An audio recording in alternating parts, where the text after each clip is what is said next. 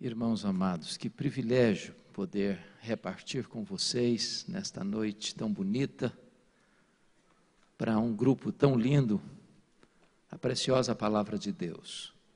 Muito obrigado, pastor Luciano, pelo seu carinho, pela sua generosidade, pela sua hospitalidade. Amados, eu quero ler com vocês o texto de João, capítulo 21.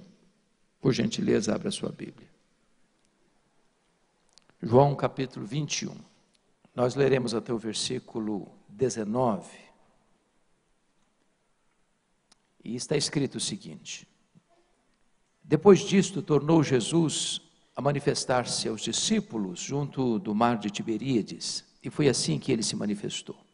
Estavam juntos Simão Pedro, Tomé chamado Dídimo, Natanael, que era de Caná da Galileia, e os filhos de Zebedeu e mais 2 de seus discípulos.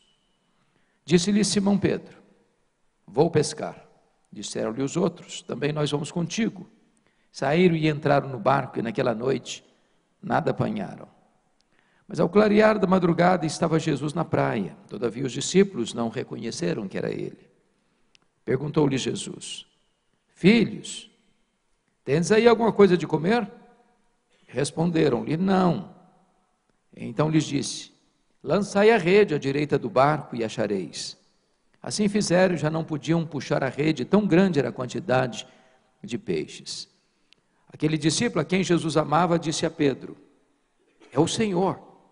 Simão Pedro, ouvindo que era o Senhor, cingiu-se com sua veste, porque se havia despido, e lançou-se ao mar. Mas os outros discípulos vieram no barquinho puxando a rede com os peixes, porque não estavam distantes da terra, senão quase 200 côvados, aproximadamente 100 metros.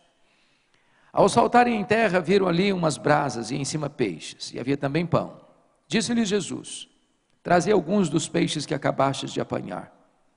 Simão Pedro entrou no barco e arrastou a rede para a terra, cheia de 153 grandes peixes. E não obstante serem tantos, a rede não se rompeu. Disse-lhes Jesus: Vinde, comei. Nenhum dos discípulos ousava perguntar-lhe: Quem és tu? Porque sabiam que era o Senhor. Viu Jesus, tomou o pão e lhes deu, e de igual modo o peixe. E já era esta a terceira vez que Jesus se manifestava aos discípulos, depois de ressuscitado dentre os mortos. Depois de terem comido, perguntou Jesus a Simão Pedro: Simão, filho de João, amas-me mais do que estes outros? Ele respondeu: Sim, Senhor, tu sabes que te amo. Ele lhe disse: Apacenta os meus cordeiros.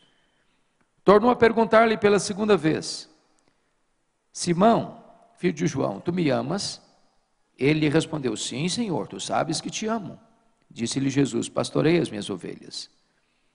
Pela terceira vez Jesus lhe perguntou: Simão, filho de João, tu me amas? Pedro entristeceu-se por ele lhe ter dito pela terceira vez: Tu me amas? E respondeu-lhe: Senhor, tu sabes todas as coisas, tu sabes que eu te amo. Jesus lhe disse: Apacenta as minhas ovelhas. Em verdade te digo que quando eras mais moço, tu te cingias a ti mesmo e andavas por onde querias. Quando, porém, fores velho, estenderás as mãos e outro te cingirá e te levará para onde não queres. Disse isto para significar com que gênero de morte Pedro havia de glorificar a Deus. Depois de assim falar, acrescentou-lhe: Segue-me. Amém.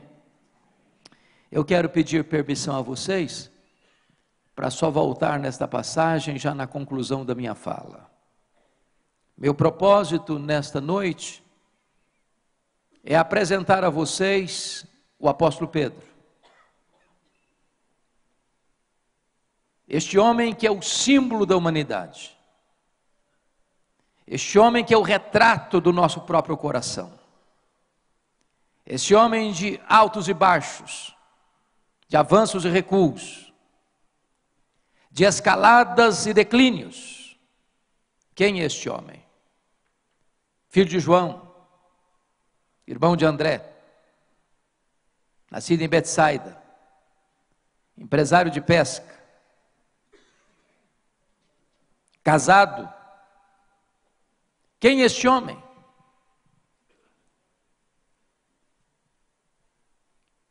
Este homem está aqui hoje. Ele não apenas está entre nós nesta noite. Este homem que é símbolo da humanidade, que é símbolo da nossa instabilidade, capaz de fazer a profissão de fé mais robusta: tu és o Cristo, Filho do Deus vivo, para em seguida deixar-se instrumentalizar por Satanás e tentar afastar Jesus da cruz.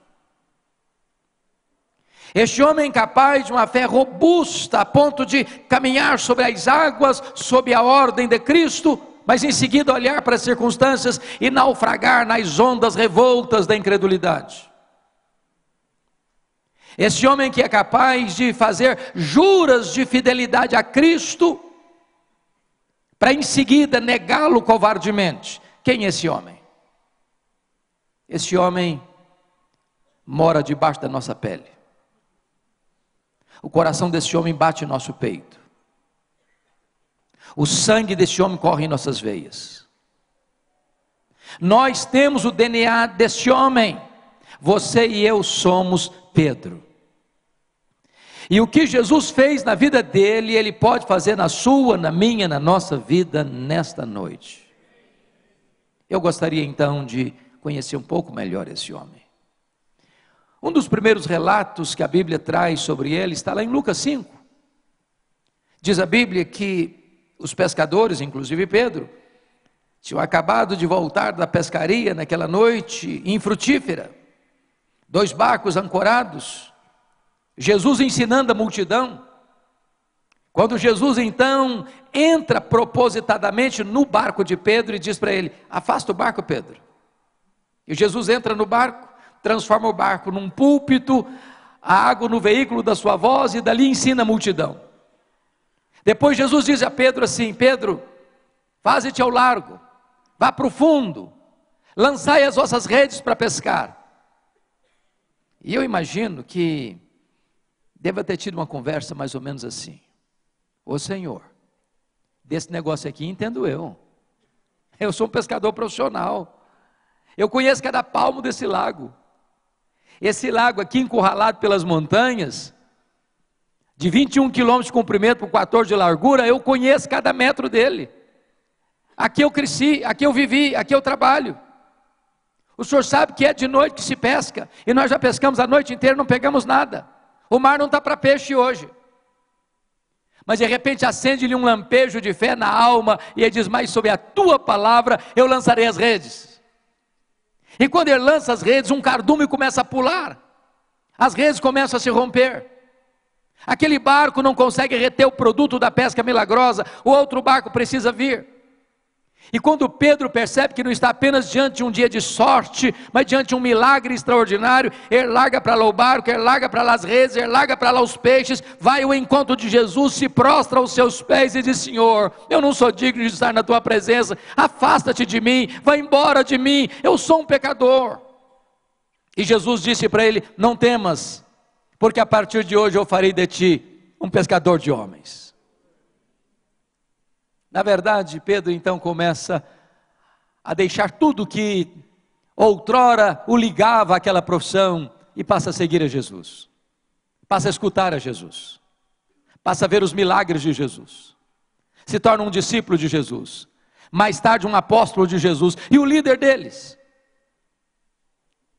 Ele vê as coisas extraordinárias que Jesus está fazendo: os cegos veem, os mudos falam, os surdos ouvem, os coxos andam, os leprosos são purificados, os mortos ressuscitam. Quando diz a Bíblia que Jesus está lá no extremo norte de Israel, lá nas fraldas do Monte Hermon, lá fora do território de Herodes Antipas, lá em território eminentemente gentílico, lá em Bânias, onde nasce o Rio Jordão, lá em Cesareia de Filipe. E Jesus faz uma enquete com os seus discípulos assim: quem diz os homens ser o filho do homem? Em outras palavras, o que o povo comenta a meu respeito?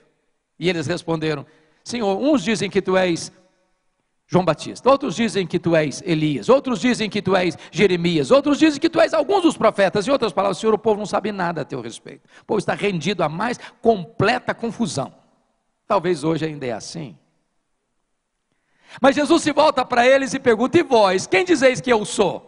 E Pedro, que era falante, Pedro que não suportava que ninguém falasse na frente dele, ele então responde pelo grupo: tu és o Cristo, o Filho do Deus vivo. Talvez até aguardando um elogio de Jesus, por uma definição tão cristalina, por uma fé tão robusta. Mas Jesus diz assim: bem-aventurado és, Simão Barjonas, porque não foram carne e sangue quem tu revelaram, mas o meu Pai que está nos céus. Em outras palavras, Jesus está dizendo o seguinte: não pense você, Pedro, que você sabe quem eu sou, porque você é mais espiritual ou mais inteligente do que as outras pessoas. Você só sabe quem eu sou, Pedro, porque o Pai me revelou para você. Porque se o Pai não tivesse me revelado para você, Pedro, como povo, você também não saberia quem eu sou. Mas eu também te digo que tu és Pedro, e sobre esta pedra eu edificarei a minha igreja, e as portas do inferno não prevalecerão contra ela. Está aqui em Mateus 16, 18, talvez um dos textos mais importantes das Escrituras, de cuja correta interpretação depende o futuro do cristianismo. Quem é essa pedra sobre a qual a igreja está edificada? Há 3 interpretações na história da igreja. A primeira delas é que Pedro é a pedra. Quase 1 bilhão de pessoas chamadas cristãs hoje creem dessa maneira. Há uma frase em latim muito conhecida de vocês, que diz assim: ubi Petros, ibi ecclesia. Onde está Pedro? Aí está a igreja.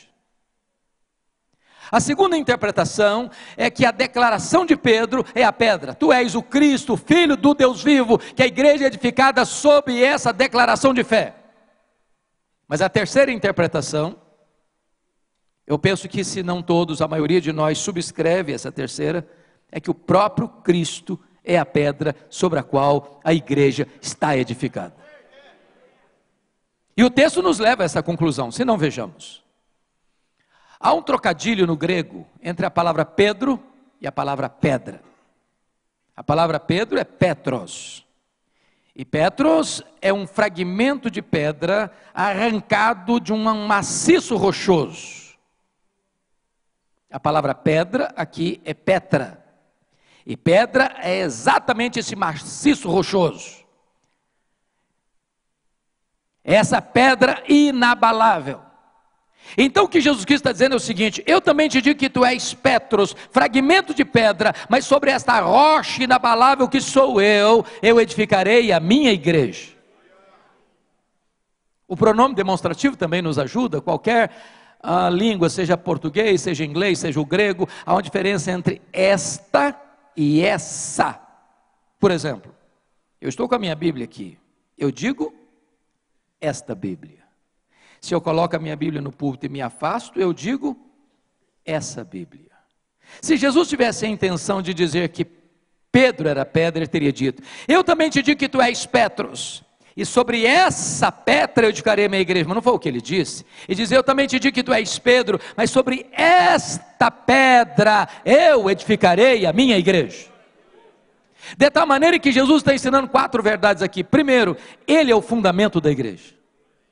Ninguém pode lançar outro fundamento além daquele que já foi posto, o qual é Cristo Jesus, nosso Senhor. Segundo, ele é o dono da igreja. Você não é o dono da igreja. Eu não sou o dono da igreja. Nós não somos os donos da igreja. A igreja só tem um dono. E ele é o dono porque ele a comprou com o seu próprio sangue. O dono da igreja é o Senhor Jesus Cristo e não há outro. Terceiro, ele é o edificador da igreja. Eu edificarei a minha igreja. Quem edifica a igreja não é você. Quem edifica a igreja não sou eu, não somos nós. Quem edifica a igreja é o próprio Senhor Jesus. Nós poderíamos empregar todo o nosso conhecimento, toda a nossa metodologia, e nós não produziríamos sequer um crente. Preciso concordar com o pregador batista Charles Haddon Spurgeon, quando ele disse que é mais fácil acreditar que um leão tornar-se-á vegetariano do que acreditar que uma alma sequer possa ser salva, senão pelo poder do nome de Jesus, pela obra do Espírito Santo de Deus. Quarto lugar, Jesus é o protetor da igreja. As portas do inferno não prevalecerão contra ela. não tem pobreza, não tem perseguição, não tem martírio, não tem prisão, não tem açoite, não tem fornalha, não tem obra qualquer do inferno que possa destruir a igreja do Deus vivo, porque aquele que a salvou é também o seu protetor. Depois que Jesus explica para os seus discípulos, então, essa verdade bendita, diz Mateus 16 que ele passa por uma nova fase do seu ensino. E pela primeira vez em Mateus, ele revela para os seus discípulos que ele tinha que subir para Jerusalém, sofrer muitas coisas nas mãos dos principais sacerdotes e anciãos, ser morto, crucificado, para ressuscitar ao terceiro dia. Então diz a Bíblia, que o mesmo Pedro que dissera para ele, tu és o Cristo, filho do Deus vivo, chama Jesus à parte e diz, vem cá Jesus, vem cá um pouquinho, e passa a repreender a Jesus. Tem compaixão de ti, isso de modo algum pode te acontecer. Larga a mão desses pensamentos soturnos, larga a mão desses pensamentos doentios, larga a mão desses pensamentos de morte. E Jesus crava os olhos nele e diz, arreda Satanás, és para mim causa de tropeço, tu não cogitas das coisas de Deus, apenas das coisas dos homens. Notem vocês que se a igreja estivesse edificada sobre Pedro, ela estaria edificada sobre areia movediça. Mas bendito seja Deus, ela está edificada sobre a rocha que não se abala. Agora vamos entender o que Jesus não disse. Jesus não está chamando aqui Pedro de Satanás, ele não está dizendo isso. Segundo, Jesus não está dizendo que Pedro está endemoniado aqui, ele não está dizendo isso. Terceiro, Jesus não mandou Pedro arredar, Jesus não está fazendo isso também. Jesus está mandando Satanás arredar. Que Satanás? O mesmo que fora derrotado lá no deserto, está de volta, com outras armas, com outro figurino. Se não entendermos isso, irmãos, a gente vai dizer assim, arreda Pedro, aí o Satanás fica. Não, quem tem que arredar é o Satanás, Pedro fica. Pedro é discípulo, Pedro é apóstolo, em Pedro Jesus vai continuar investindo. Apesar dos nossos fracassos, Jesus não desiste de nós, Ele não abre mão da sua vida. Tanto é fato que 6 dias depois, diz a Bíblia, que Jesus vai para um alto monte, para orar, e leva consigo Pedro, Tiago e João. Ali no topo daquela montanha, a glória de Deus se manifesta, o rosto de Jesus se transfigura, as vestes de Jesus se transfiguram, e Moisés e Elias aparecem em glória conversando com Jesus. Mas diz a Bíblia que Pedro, João e Tiago dormem, porque o que dá prazer em Jesus dá cansaço neles. Mas ali aconteceram 4 milagres, insólitos. Primeiro milagre, Jesus foi transfigurado. Segundo milagre, Moisés e Elias aparecem em glória, conversando com Jesus sobre a sua partida para Jerusalém. Terceiro milagre, uma nuvem luminosa os envelopa. Quarto milagre, de dentro da nuvem, uma voz divina, este é o meu filho, o meu eleito, a ele ouvi. Diz a Bíblia que quando Pedro vê essa cena, escuta essas coisas, sem saber o que estava falando, ele diz assim, Senhor, o negócio é o seguinte, nós vamos fazer 3 tendas, uma vai ser tua, outra vai ser de Moisés, outra vai ser de Elias. E pensava que ele estava no controle da situação, mas a Bíblia diz que ele não sabia o que estava falando. Por que ele não sabia? Estava falando uma bobagem. Que bobagem! Nesse momento Pedro está comparando e equiparando Jesus a Moisés e Elias, o representante da lei e o representante dos profetas. Mas Jesus não é apenas um grande homem, Jesus é o próprio Deus entre os homens. Ele é único, Ele é incomparável, Ele é singular. Diz a Escritura que eles estão vendo milagres, mas eles estão desprovidos de entendimento. Nota de rodapé agora. Na cultura evangélica brasileira, se divulga muito que se nós enxergarmos mais milagres, nós iremos crer mais. Isso não é verdade. Sabe por quê? No topo dessa montanha tem 3 gerações representadas. A geração de Moisés, a geração de Elias e a geração dos apóstolos. Leia sua Bíblia. E você constatará que são as 3 gerações que mais viram milagres, e foram as 3 gerações mais incrédulas, porque a fé não vem pelo milagre, a fé vem pelo ouvir, e ouvir a palavra de Deus. Mas o que é que eles não entendem? Primeiro, não entendem a centralidade da pessoa de Jesus. Segundo, eles não entendem a centralidade da missão de Jesus. Pergunto a vocês, qual foi a pauta daquela reunião entre Moisés e Elias com Jesus? Está escrito em Lucas 9:31, que conversaram sobre a sua partida para Jerusalém. A palavra partida no grego aí é êxodos, de onde vem a palavra portuguesa êxodo. O que foi o êxodo? A libertação de Israel da escravidão do Egito. Então o que Moisés e Elias estão conversando com Jesus é que a partida dele para Jerusalém, para a cruz, seria o nosso êxodo. Foi lá na cruz que Jesus quebrou as nossas cadeias, foi lá na cruz que Jesus nos tornou verdadeiramente livres. Quando Jesus desce desse monte, diz a Bíblia que ele cura um menino endemoniado e devolve ao seu pai. E Lucas 9:43 diz que diante desse insólito milagre, todos se maravilhavam do quanto Deus fazia por intermédio dele. Todos quantos? Todos quem? A multidão e os discípulos inclusive. Então, Jesus nota nisso um perigo sedutor, como lá em João 6, que queriam fazer de Jesus um rei. Quando Jesus percebe que os discípulos estão prestes a embarcar nessa canoa furada, de pensar que ele era apenas um milagreiro, ele se dirige aos discípulos assim, em Lucas 9:44, fixai nos vossos ouvidos as seguintes palavras, o Filho do Homem vai ser entregue nas mãos dos homens. Sabe o que significa isso? Não pensem vocês que eu vou mudar minha agenda, não pensem vocês que eu vou alterar meu calendário, não pensem vocês que eu vim do céu apenas para dar vista aos cegos, para dar audição aos surdos e voz aos mudos e levantar os paralíticos. Não pensem vocês que eu vim do céu apenas para alimentar as multidões famintas. Eu vim do céu para ir para a cruz, e é para a cruz que eu vou, porque é lá na cruz que eu vou adquirir para vocês a eterna redenção, é lá na cruz que eu vou quebrar as algemas de vocês e tornar vocês verdadeiramente livres. Mas diz Lucas 9:45 que os discípulos não entenderam isto, vendo milagres, não discernindo quem é Jesus, nem o que ele veio fazer. A partir de Lucas 9:51, Jesus começa a caminhar para Jerusalém, a tal ponto das pessoas lerem isso no rosto dele. Aí ele chega em Jerusalém. Vocês sabem que a Páscoa era a maior festa de Israel. A população de Jerusalém quintuplicava.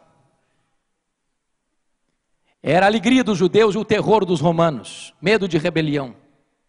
Já tinha uma multidão na cidade e outra multidão está entrando com Jesus.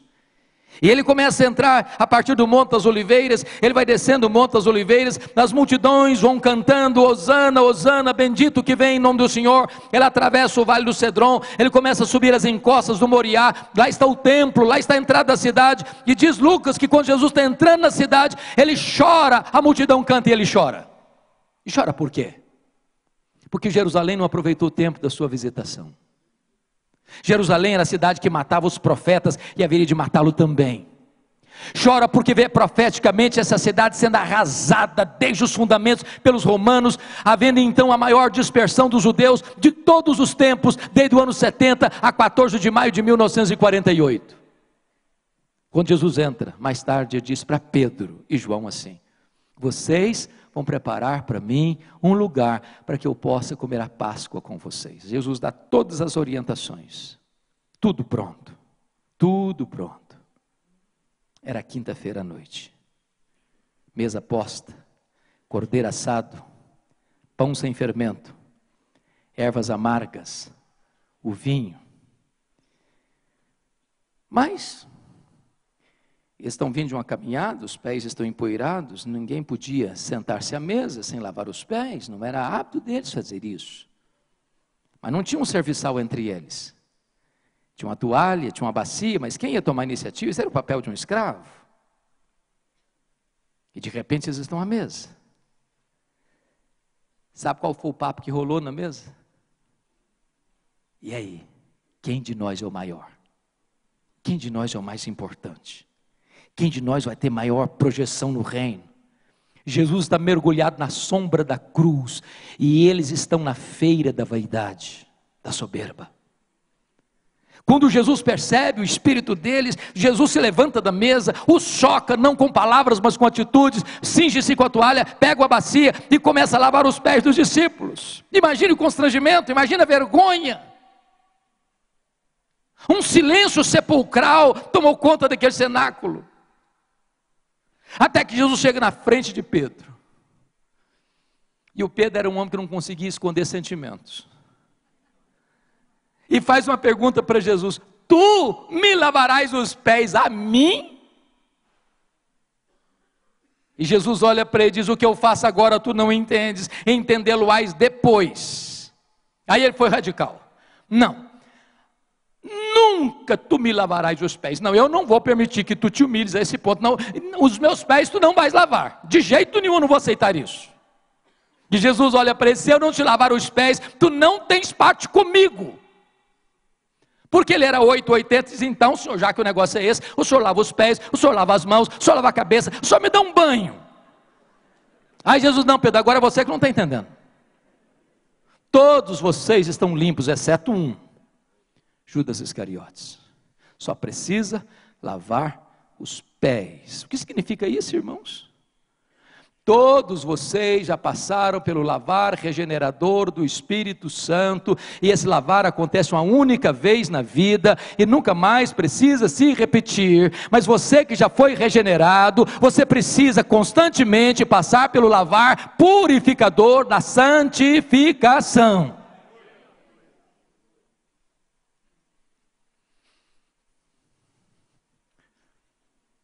Ali diz a Bíblia que Jesus fala para eles do céu, da casa do Pai, da segunda vinda, do derramamento do Espírito, da sua paz. Ali Jesus institui a ceia, fazendo uma transição do judaísmo para o cristianismo, da Páscoa para a Santa Ceia. E ali Jesus canta um hino, e diz a Bíblia que dali Jesus desce rumo ao jardim do Getsemane. Quando Jesus está saindo do cenáculo, ele dirige-se aos seus discípulos assim: nesta noite, todos vós vos escandalizareis comigo. Como está escrito: ferirei o pastor e as ovelhas ficarão dispersas. Aí Jesus se aproxima bem pertinho de Pedro e disse: Pedro, Satanás vos requereu para peneirardes como trigo, mas eu roguei por ti para que a tua fé não desfaleça. Quando te converteres, quando voltares para mim, fortalece os teus irmãos. Eu acho que Pedro deu uma raspada na garganta. Diz: ah, Senhor, eu sei muito bem o que está acontecendo. O clima está pesado. Tem uma orquestração nos bastidores do poder eclesiástico, orquestrando a sua prisão e a sua morte. Eu sei de tudo, eu estou percebendo tudo. Eu vou dizer uma coisa para o senhor: eu acho que os meus colegas não vão aguentar a pressão. Mas deixa eu dizer uma coisa para o senhor: comigo o senhor pode contar. Eu sou um cara batuta, a corda não rói do meu lado. Era que todos te abandonem, eu jamais. Por ti darei minha vida. Eu estou pronto a ir contigo para a prisão e para a morte. E Jesus olha bem para ele e disse: Pedro, pois em verdade te digo que nesta mesma noite, antes que o galo cante, tu me negarás 3 vezes. Acho que o Pedrão calou. Silencioso foi, descendo o monte Sião, cruzando o vale do Cedron, mergulhando nas fraldas do Monte das Oliveiras, onde tinha lá um jardim que Jesus costumava orar. Muitas oliveiras, era uma prensa de azeite.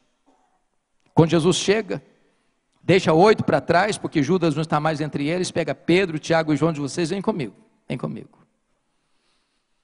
E ali diz a Bíblia que Jesus começa a ficar angustiado. E Jesus abre o coração para eles e diz assim: a minha alma está profundamente triste até a morte, ficai comigo, vigiai comigo.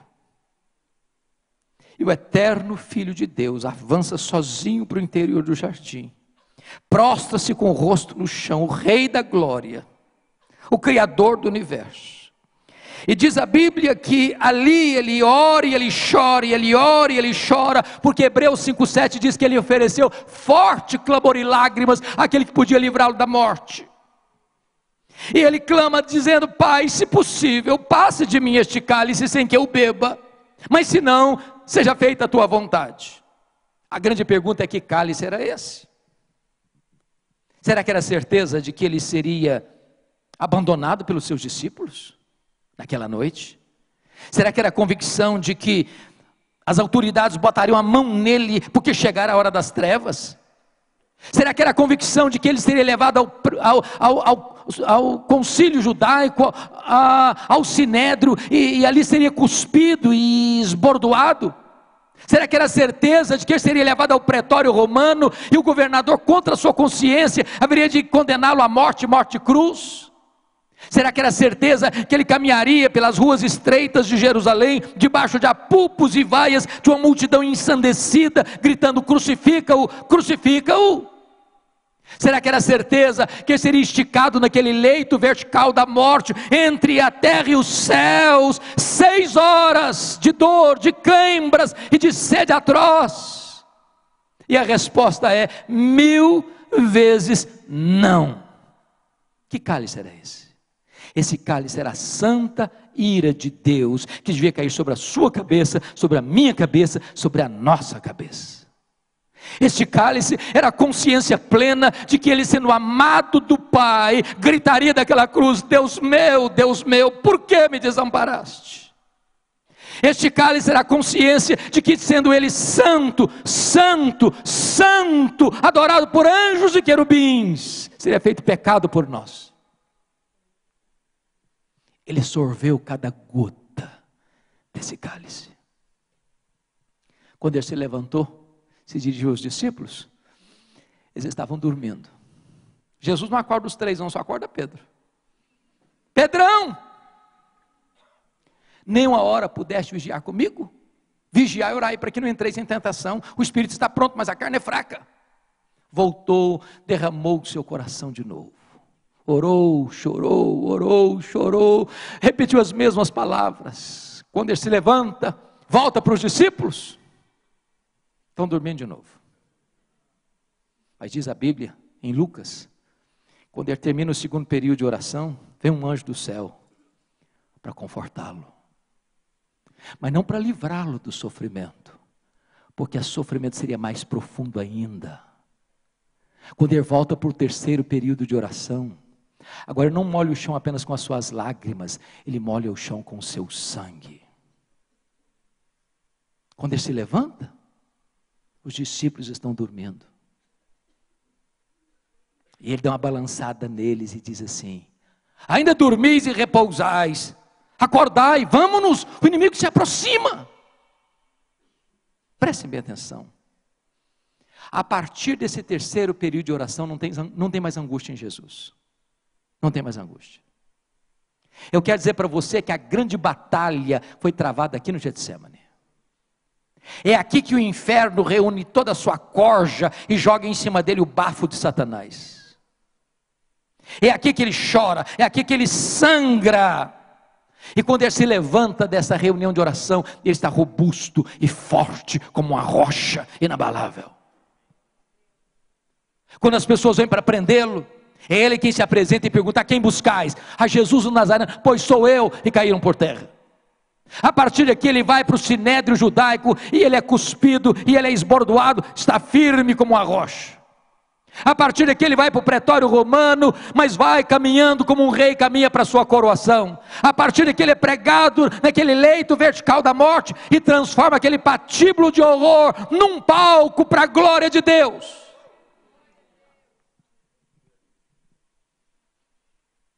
Quando Pedro acordou atabalhoadamente e viu a multidão chegando, diz a Bíblia que ele saca a sua espada, corta a orelha do mal. Jesus: pô, Pedro, guarda essa espada. Se eu precisasse de ajuda, eu rogaria ao Pai e me mandaria mais de 72 mil anjos. mais de 12 legiões de anjos. Naquela noite, Jesus foi preso. Sabem por quê? Não porque sucumbiu ao poder de Roma, não porque fracassou diante das orquestrações do Sinédrio, porque aquela era a hora das trevas. Para aquela hora ele tinha vindo. E os discípulos se dispersaram, inclusive Pedro, covardemente. Mas João, aparentado sumo sacerdote, está caminhando para lá e Pedro se encosta nele. E Pedro consegue entrar lá dentro do pátio da casa do sumo sacerdote, onde Jesus estava sendo interrogado e espancado. Tinha uma fogueira, a noite estava fria, e ele se encosta. Quando passa uma criada,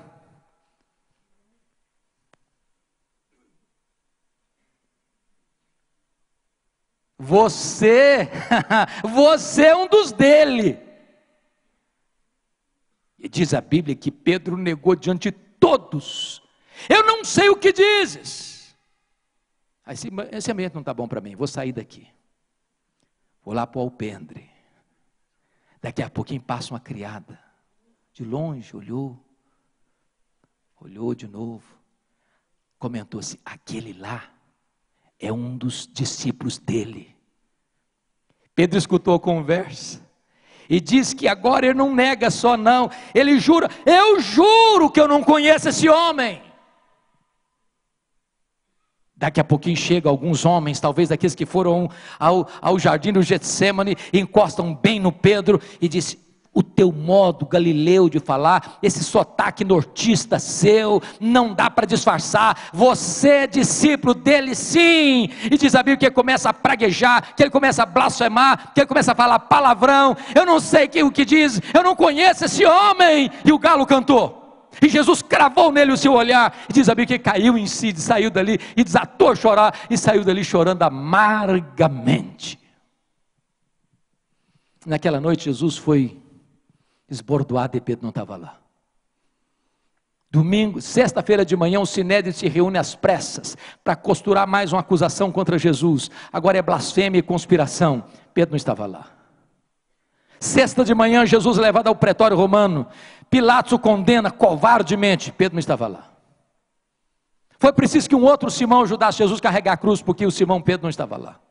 9 horas da manhã, Jesus é crucificado. Pedro não estava lá. 6 horas de sede, de cãibras, de dores. Pedro não estava lá. 3 horas da tarde, Jesus entrega o seu espírito. Pedro não estava lá, nem para lhe dar um sepultamento digno. Jesus é sepultado. Pedro não estava lá. Silêncio do sábado, Pedro está escondido. Domingo de manhã, não é Pedro, são as mulheres que vão ao sepulcro. Quando chega uma surpresa, a pedra foi rolada, o túmulo está aberto, elas entram, o túmulo está vazio, ela sai, tem um anjo sentado em cima da pedra, e perguntam para elas assim: mas o que vocês vieram fazer aqui? Procurar entre os mortos aquele que está vivo. Eu não estava mais aqui não, ele ressuscitou.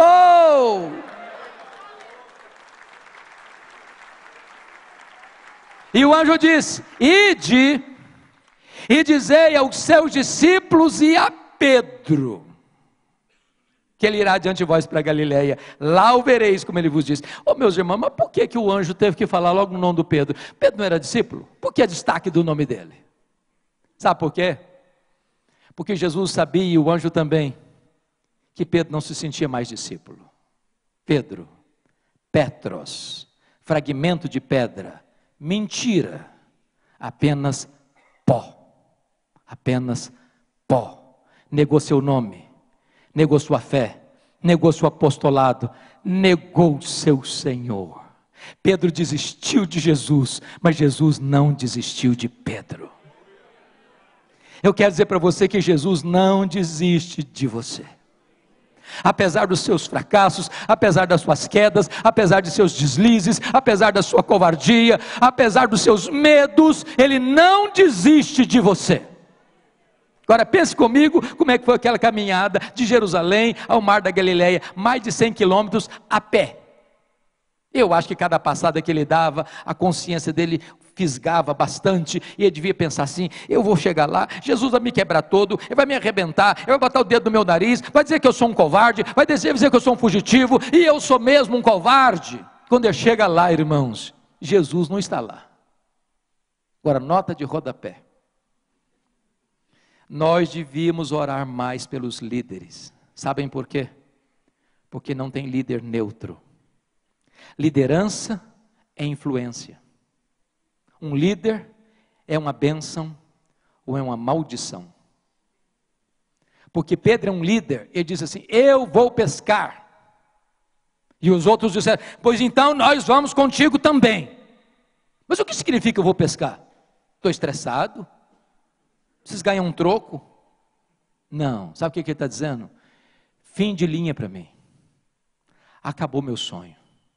Acabou meu projeto. Não tem mais futuro. Só tem um passado cheio de dor. Estou voltando para as redes. Estou voltando de malas prontas para o meu passado. Acabou meu projeto.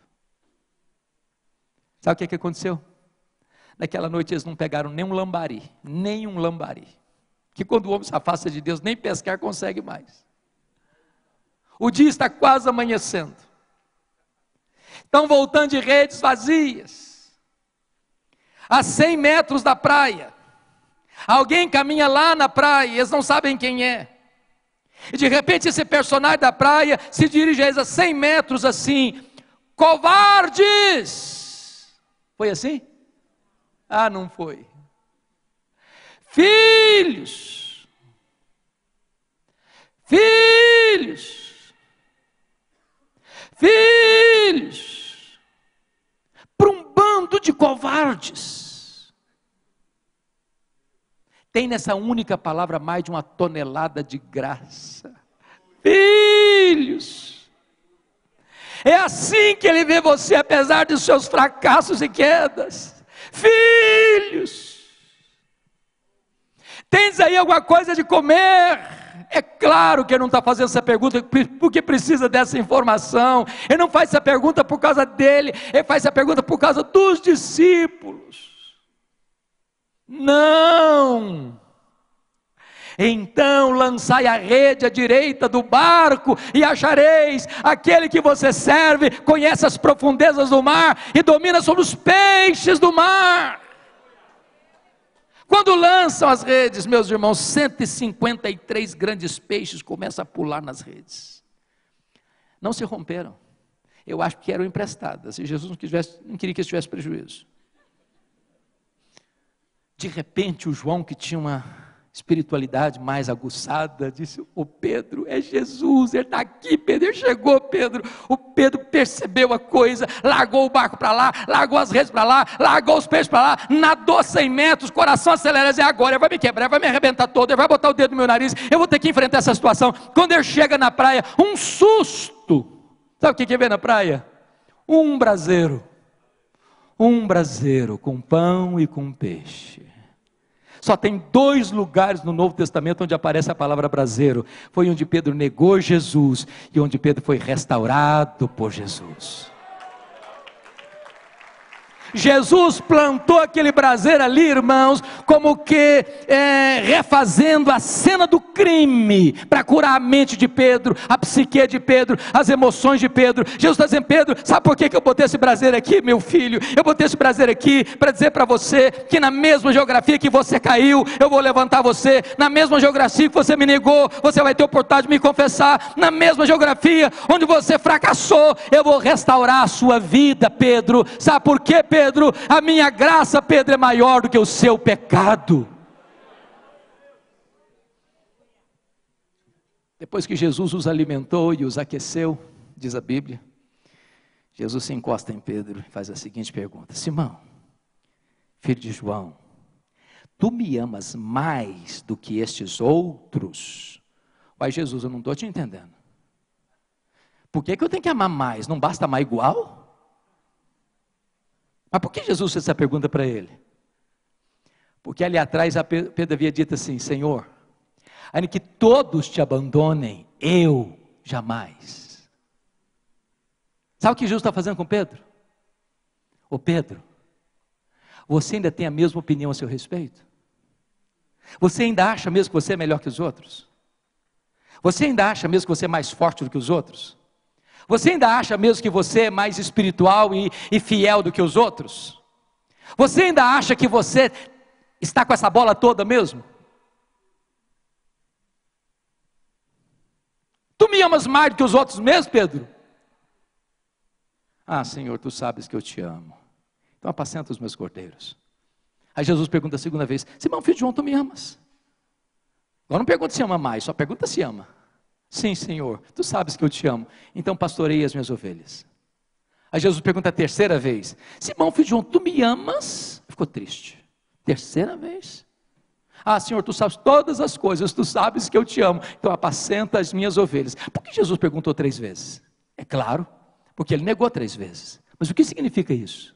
Significa o seguinte: ô Pedro, eu estou lhe perguntando 3 vezes, Pedro, para que você entenda uma coisa, meu filho.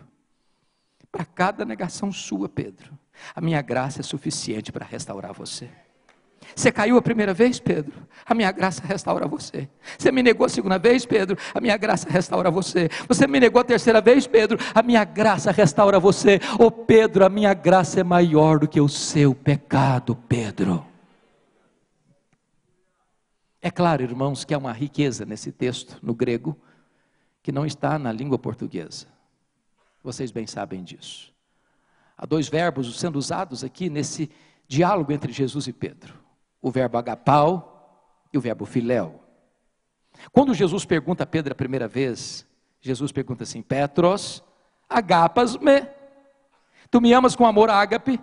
Tu me amas a ponto de dares tua vida por mim? Tu me amas a ponto de morreres por mim? Pedro não responde essa pergunta. O que Pedro responde para Jesus é outra coisa. O que ele responde é assim: ah, Senhor, amor ágape eu não tenho. Eu não estou pronto a morrer por ti, eu não tenho coragem de dar minha vida por ti, eu apenas gosto de ti. Respondeu com o verbo filéu, filose, eu só gosto de ti. Aí Jesus pergunta a segunda vez do mesmo jeito: Petros, agapas me? Tu me amas com amor ágape? Tu me amas a ponto de morreres por mim, de dares tua vida por mim? Pedro diz: não, Senhor, amor ágape eu não tenho coragem de morrer por ti, eu não estou preparado para dar minha vida por ti, eu apenas gosto de ti. E respondeu do mesmo jeito, filose. Por que ele ficou triste a terceira vez? Porque Jesus mudou a pergunta. Jesus passa a usar na terceira pergunta o mesmo verbo que Pedro usara nas 2 respostas anteriores, o verbo filéu. Então Jesus pergunta: Petros, fileis-me? Pelo menos tu gostas de mim? E ele se entristeceu e respondeu do mesmo jeito: filose, eu só gosto do Senhor, nada mais. Que lição que eu aprendo aqui? Quando Pedro, confiando em si mesmo, prometeu a Jesus dar sua vida por ele, Pedro negou Jesus. Mas quando Pedro reconheceu que não tinha forças nele mesmo para morrer por Jesus, aí Jesus o capacitou a dar a sua vida por ele. Notem vocês que Jesus restaura Pedro, e Jesus está aqui hoje para restaurar a sua vida. Eu não sei quantas vezes você caiu, quantas vezes você negligenciou sua vida de santidade, mas Jesus está aqui hoje para botar você de pé outra vez. Mas notem que Jesus não restaura apenas a vida de Pedro, Jesus restaura o ministério de Pedro. Apacenta os meus cordeiros, pastorei as minhas ovelhas, apacenta as minhas ovelhas. Talvez você, pastor, você líder, talvez você, homem de proa, homem de vanguarda, mulher de vanguarda, já está desanimado, talvez caiu, talvez fracassou, talvez desanimou, talvez pensou em retroceder, talvez até pensou em tirar a própria vida, talvez pensou que a vida não tem mais sentido no ministério, pois Jesus está aqui hoje para devolver a você o cajado de pastor e fazer com que o seu viver daqui para frente seja muito mais glorioso que as melhores vitórias que você teve no seu passado. Depois que Jesus restaura Pedro, irmãos, ele é um outro homem. A partir daqui ele é um homem de oração. A partir daqui ele é um homem cheio do Espírito Santo. A partir daqui esse homem prega e os corações se derretem. A partir daqui esse homem impõe as mãos sobre os enfermos e são curados. A partir daqui esse homem não tem medo da morte. A partir daqui esse homem é um gigante de Deus. Então Jesus diz assim para ele, confira comigo, eu vou terminar, versículo 18,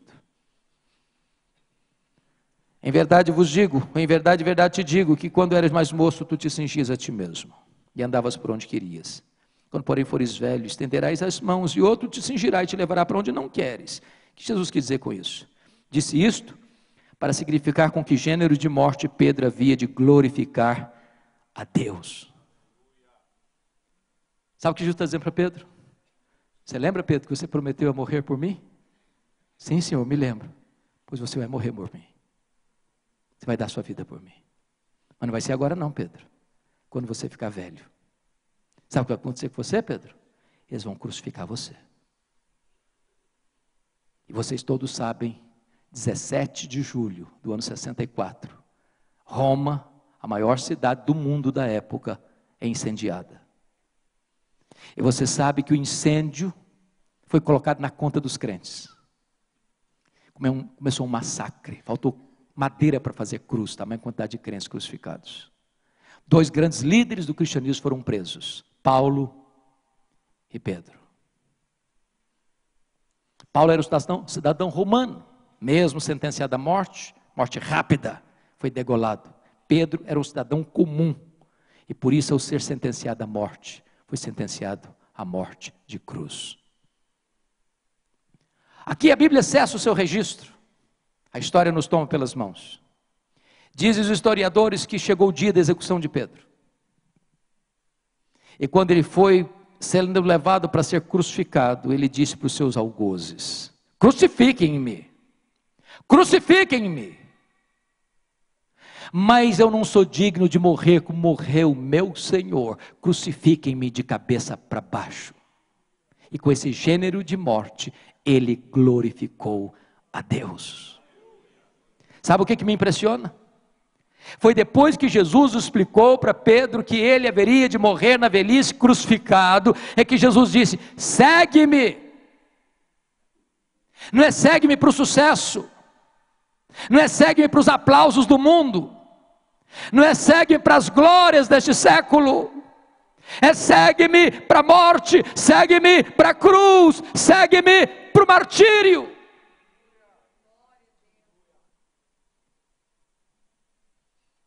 E eu termino dizendo o seguinte: o que esse homem sentiu na hora que estava sendo levado para morrer, no corredor da morte?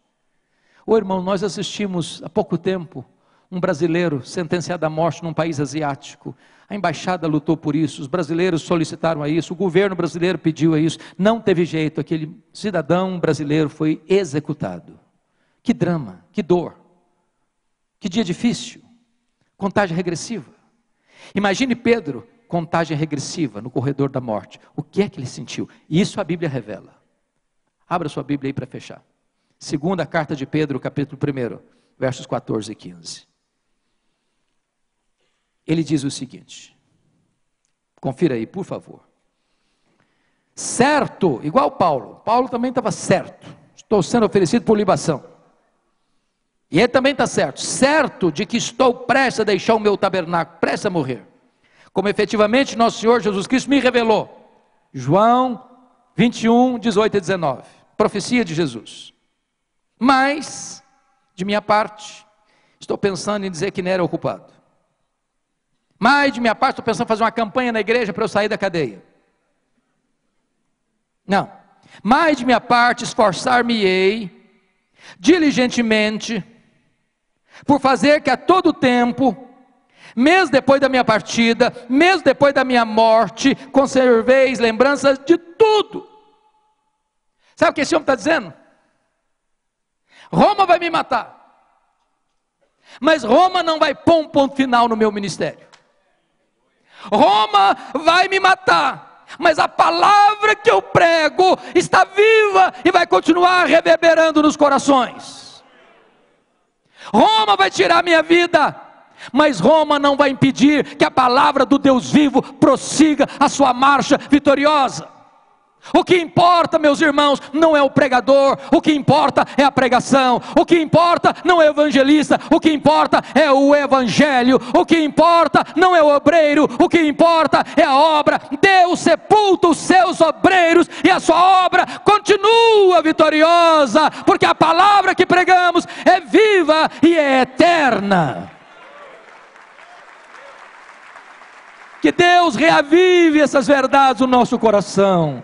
Que Deus nos devolva a paixão pelo ministério. Que Deus reaqueça a nossa alma e nos batize com o poder do seu Espírito nesta noite, para que nós sejamos cheios do Espírito Santo a revolucionar essa nação com a única mensagem que transforma, a mensagem poderosa do Evangelho do Senhor Jesus Cristo, a quem tributamos a honra, a glória e o louvor agora e pelos séculos eternos. Aleluia. Amém.